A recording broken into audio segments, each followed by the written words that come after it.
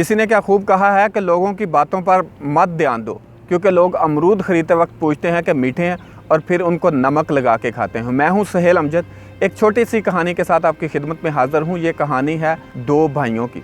एक छोटा था जिसकी उम्र 10 साल थी, वो एक कमज़ोर और लागर था, जबकि बड़े की उम्र 15 साल थी, जो काफ़ी मज़बूत, हेल्दी और मोटा था। दोनों में बहुत ज़्यादा प्यार और मोहब्बत था। एक दिन खेलते खेलते घर से दूर निकल गए और एक कुएं के पास खेलना स्टार्ट कर दिया।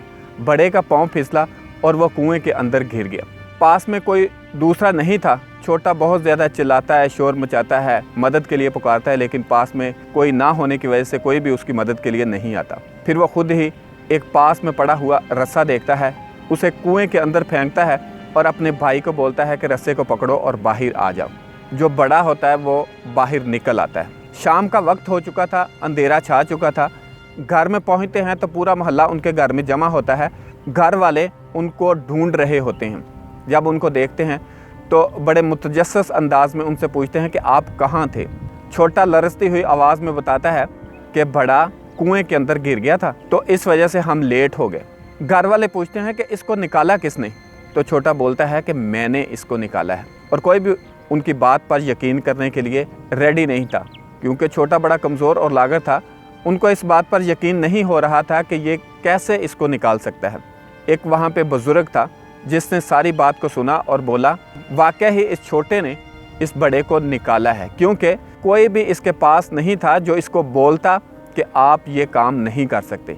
तो इसलिए इसने अपनी सारी ताकत, अपना सारा पोटेंशियल यूज़ किया और बड़े को कुएं से बाहर निकाल लिया। ये थी कहानी। इस कहानी से हमारे लिए लेसन ये है, हम जिस माशरे के अंदर रहते हैं, कोई भी इंसान कोई इनिशिएटिव लेता है, कोई काम करने का सोचता है या काम करने के लिए स्टार्ट करता है, उसको इनकरेज करने के बजाय सब लोग उसको डिसहार्ट करना शुरू कर देते हैं। तरह तरह के खदशे, तरह तरह के वसवसे, तरह तरह की ख़तरनाक बातें उसको बताते हैं, जिसकी वजह से वो स्टार्ट ही नहीं लेता।